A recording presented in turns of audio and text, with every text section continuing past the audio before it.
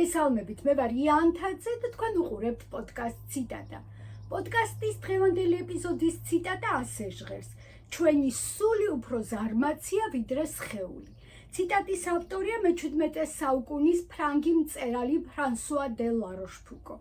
ამ ფრაზამ თავიდანვე დამაინტერესა, მაგრამ რაც უფრო მეც ვფიქრობდი მასზე, მით უფრო ბუნდოვანი ხდებოდა ჩემთვის კონკრეტულად რას გულისხმობდა ავტორი.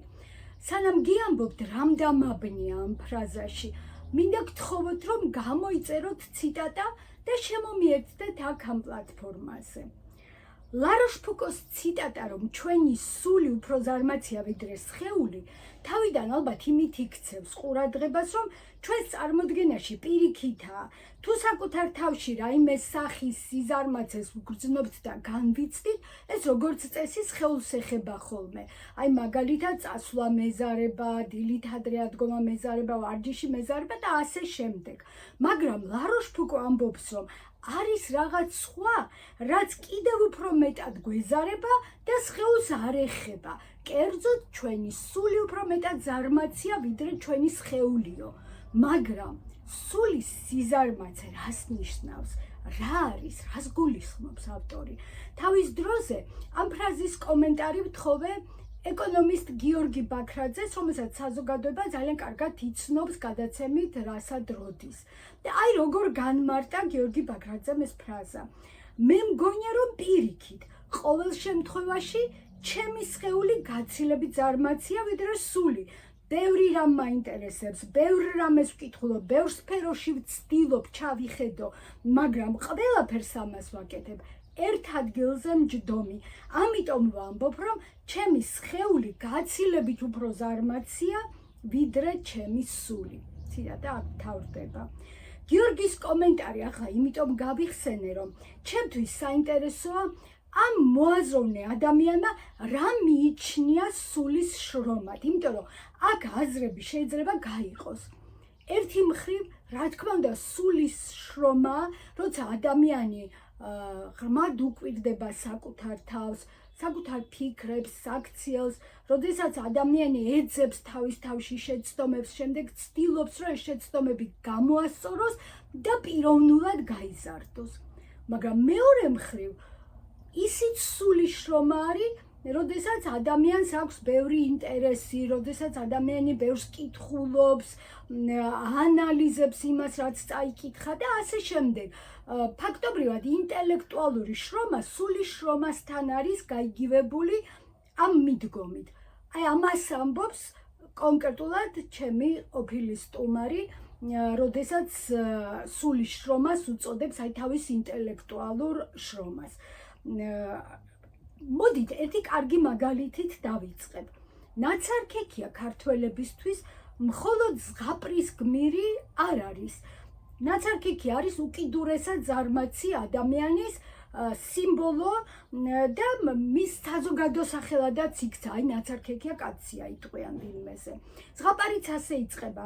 იყო ერთი ზარმაცი და მუქთამჭამელი კაცი, ცისმარე დღე, კერასთან იჯდა, ხელში ჩხირი ეჭირა და ნაცარქექავდა. იმის გამო, რომ ნაცარქექიას კარგი მეოჯახე ძმები ყავდა, ბოლოს და ბოლოს მათ მობეზრდათ ამ კაცის უსაქმურობა და სახლიდან გააგდეს და თან გაატანეს ერთი გუდა ნაცარი, სადგისი და ერთი თავი ჭყინტი ყველი. იმასაც შეგახსენებთ, რომ ეს საგზალი თვითონ ნაცარქექიას არ აურჩევია, რითიც გაუშვეს, იმით წავიდა. ცხადი ახლა ზღაპრის შინაარს არ მოგიყვებით, ყველა ვიცით ეს ზღაპარი, მაგრამ იმას კი გეტყვით, რომ როდესაც ნაცარქექიას დევთან შეხვედრა და დევთან შებმა მოუხდა, მან დევის სწორედ იმითი დაამარცხა, რომ აღმოჩნდა, რომ ბუხართან ჯდომისას, აი ამ ფიზიკური სიზარმაცის მიღმა, მისი სული თურმე გამალებით მუშაობდა. აი რა არის ნაცარი, ან სადგისი, ან ჭყინტი ყველი. ნაცარქექია ამ ნივთებს მათი ყოფითი დანიშნულებით არ იყენებს და ამით ჯობნის სწორედ დევს. ზურაბ კიკნაძემ დაწერა წერილი ნაცარქექიას აპოლოგია და გითხრა, რომ ნაცარქექია ამ ნივთებში იმაზე მეტს ხედავს, ვიდრე მათი ყოფითი დანიშნულებაა.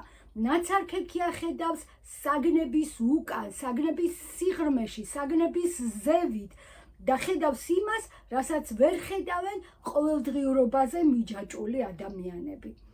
ზურაბ კიკნაძე წერს, რომ საბოლოოდ ნაცარქექია თავის თავში აერთიანებს ორი ტიპის ადამიანს, რომელთაგან ერთი მჭვრეტელია, ბუხრის წინ ზის და ნაცარს ჩხრეკს, ხოლო მეორე არის მოქმედი, დევს ამარცხებს. როგორც ბატონი ზურაბი წერს, ამ ორს შორის მჭვრეტელის წილი გამორჩეულია. მართალია მე ყველაფერში ვეფხისტყაოსანი მელანდება, მაგრამ რასაც ბატონი ზურაბი აქ ნაცარქექიასთან დაკავშირებით ამბობს, ზუსტად ის პარადიგმა, რის ახსნასაც მე ვცდილობდი ვეფხისტყაოსნის პოდკასტში, რომ ტარიელის, ანუ მჭვრეტელი გმირის წვლილი საერთო გამარჯვებაში უფრო მეტია, ვიდრე ავთანდილის, მოქმედი გმირის. და იმიტომაც ქვია ვეფხისტყაოსანი ამ პოემას, ანუ ტარიელის სახელი. გამოდის დევის დამამარცხებელი ნაცარქექიას სახეში ხახმა ადამიანისთვის დამახასიათებელი ორი მთავარი უნარი გააერთიანა, ჭვრეტა და ქმედება. და გამოდის, რომ ნაცარქექია ტარიელის და ავთანდილის გაერთიანებული, ოღონდ ერთგვარად სქემატური სახეა. ნაცარქექიას გახსენება იმისთვის დამჭირდა, რომ მინდა ვიკითხო, თუ ადამიანი შინაგან დიდ შრომას ეწევა. ეს უკვე ნიშნავს თუ არა, რომ მისი სული ზარმაცი არ არის. მაგალითად, ბოროტი ადამიანი შეიძლება იყოს გონიერიც, სტრატეგიულად მოაზროვნე, მოთმინების უნარის მქონე, შეიძლება წლების განმავლობაში აგებდეს თავის რაღაც ბოროტ სქემებს და ნელ-ნელა აღჩობდეს თავის მსხვერპლს. მას რომელიმე ბოროტი, მგუდავი კაცი, სულიერად ზარმაცია თუ მშრომელი. ჩემი აზრით, სულის სიზარმაცე პირველ რიგში პასუხისმგებლობის თავიდან აცილებას უკავშირდება. იგივეა ბოროტი ადამიანის შემთხვევაში, რომელსაც შეიძლება დიდი ძალაუფლებაც ჰქონდეს და იგივეა ჩვეულებრივი ადამიანების შემთხვევაში, რომლებსაც დიდი პრეტენზია არ აქვთ, რომ საზოგადოებრივ აზრზე გავლენას მოახდენენ და ასე შემდეგ. აი, როცა გინდა, რომ თავი რომელიმე დიდ ჯგუფში აფარო, მათი აზრები, მათი ფრაზები, მათი მეტყველების მანერა ასლივით გაიმეორო, ეს ჩემთვის უკვე პირდაპირი მინიშნებაა სულის სიზარმაცეზე.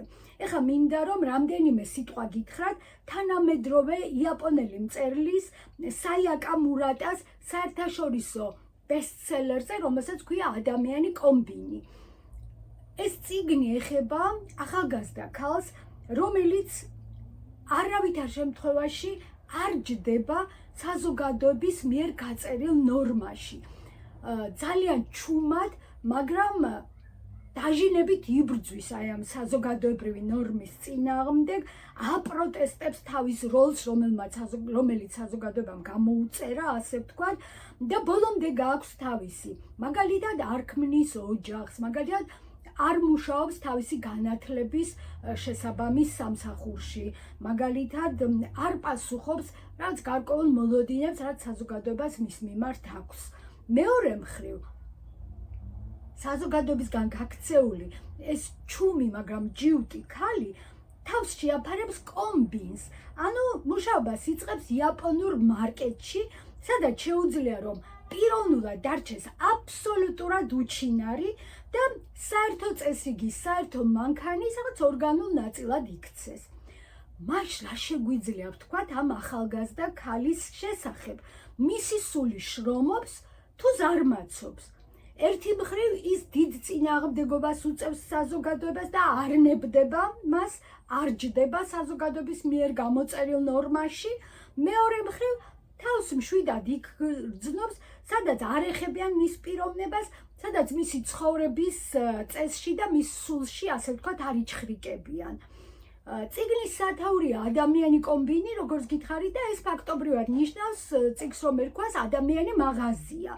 ხო და აი ეს ადამიანი მაღაზია ნაცარქექიასი არ იყოს. ჩემი აზრით, მე ესე ვკითხულობ ამ წიგნს, გაცილებით მეტ პასუხისმგებლობას ავლენს თავისი ცხოვრების წინაშე, საკუთარი თავის წინაშე, ვიდრე მისი ის ახლობლები, რომლებიც ნორმალურებად ითვლებიან იმ საზოგადოებაში და ამ კონტექსტში ასევე შეგვიძლია ნაცარქექიას ძმებიც მოვიხსენიოთ. აი ხშირად ესეთი უჩინარი ფორმა აქვს სულის შრომას. უჩინარზე გამახსენდა. ამ დღეებში Facebook-ზე ლიტერატორ ქეთი ქურდოვანიძის პოსტს წავაწყდი. პოსტი ეხება ვაჟა-ფშაველას ნაწარმოებს ალუდა ქეთელაური და ახლა მინდა რომ ქალბატონი ქეთის პოსტიდან მცირე ნაწყვეტი წაგიკითხოთ, ციტატა: მუცალი თავიდანვე ფლობს იმ შინაგან ჭეშმარიტებას, რომლის მისაღწევადაც ალუდას გამოცდილება და სულიერი გარდატეხა სჭირდება. მუცალს რომ თავის იარაღი არ ჩაებარებინა ალუდასთვის, მასაც ხომ მოსჭრიდა მარჯვენას ეს დავლათიანი კაცი. ხო და ეს ყაჩაღი და ქურდი მუცალი სულ ერთ წუთში მორალურად გაცილებით მაღლადგება ამ ავტორიტეტულ საფიხნოს თავში მჯდომ ალუდაზე. ციტატის დასასრული. ეს არის უზუსტესი ხედვა და თუ ვინმე ახალგაზრდა მოზარდი ან დასრული ალუდა ქეთელაურს წაიკითხავს, ეს არ უნდა გამორჩეს, რომ თავიდანვე მუცალის სული ბევრად უფრო ნაჯაფია ვიდრე ალუდას სული და ისიც თამამად შეგვიძლია ვთქვათ, რომ ნაწარმოების დასაწყისში ალუდას სული ბევრად უფრო ზარმაცია ვიდრე მისი სხეული. ახლა ჩემს ზედაპირულ დაკვირვებას გაგიზიარებთ. ქართული ლიტერატურის კლასიკური გმირები ხშირ შემთხვევაში ან სულიერად და ფიზიკურად ზარმაცები არიან, ან სულიერად და ფიზიკურად მშრომელები და ყოჩაღები.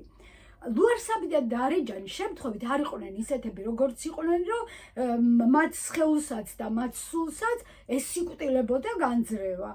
იცოდა ილია ჭავჭავაძემ, რომ მისი მოთხრობის გმირებში ბევრი საკუთარ თავს ამოიცნობდა და ამიტომაც ამბობდა, რომ ბევრი ლუარსაბზე დაწერილს თავის თავზე მიიღებსო და ლაფისროლას დამიწყებსო. ეხლა ჩვენ თუ ლუარსაბის მხატვრულ სახეს მეტაფორად ჩავთვლით და ჩვენს საკუთარ თავს დავაკვირდებით ჩვენი სულის და სხეულის მოძრაობის კუთხით, შეიძლება ილია ჭავჭავაძე იმაზე ბევრად უფრო შორს მჭვრეტელი აღმოჩნდეს, ვიდრე წარმოგვიდგენია და აი რას გულისხმობ. ჩვენ ადამიანები, რომლებიც საათობით ვხედავთ ეკრანების პირისპირ, შეიძლება საერთოდ არ ვგავართ ლუარსაბს, მაგრამ შეიძლება ძალიანაც არ განსხვავდებით. როგორც თქვი, ქართული ლიტერატურის კლასიკური გმირების ნაწილი ფიზიკურადაც და სულიერადაც ძალიან ყოჩაღია და მათ შორის პირველ რიგში ისევ გავიხსენებ გრიგოლ ხანძთელს, ადრეც მიხსენები ამ კონტექსტში, თორნიკე ერისთავს, ოთარ ანთქმულს, რა თქმა უნდა, ვაჟა-ფშაველას გმირებიც მათ გვერდით არიან, აი პლატონ სამანიშვილი კი მაგონდება, ისეთი გმირი, რომელიც ფიზიკურ შრომას არერიდება, თავს არ იზოგავს, ოღონდ საკუთარი სული არ შეაწუხოს, ოღონდ საკუთარ სულიერ სიზარმაცეს არ შეელიოს. და რა არის ამის შედეგი? რა თქმა უნდა, გაპირუტყვება. ისე ვერ დავასრულებ დღევანდელ გადაცემას, რომ ციხეში გამოკეტილი ახალგაზრდა მამაკაცები და ქალები არ გავიხსენო, რომლებიც ფიზიკურად კი შეზღუდულები არიან, მაგრამ რომლებსაც ფრენა არ ავიწყდებათ. აი ვისგან უნდა ვისწავლოთ ფრთების გაშლა და სულის მუშაკობა. დღეს ამით დავასრულებ ლაროშ ფუკოს არაერთ მნიშვნელოვან ფრაზაზე ლაპარაკს. შემდეგ პარასკევამდე გემშვიდობებით. აქვე გპირდებით, რომ კვირის განმავლობაში სხვადასხვა სოციალურ პლატფორმაზე განვათავსებ ნაწყვეტებს ამ კვირის ციტატებიდან და თავს ასე შეგახსენებთ. მანამდე კი გთხოვთ ტრადიციულად გამოიწეროთ ციტატა, შემომიერთდეთ აქ ამ პლატფორმაზე, მომწეროთ თუ გექნებათ სურვილი და მე კი ძალიან დიდ მადლობას გიხდით ყველას, ვინც უკვე ჩემთან ერთად.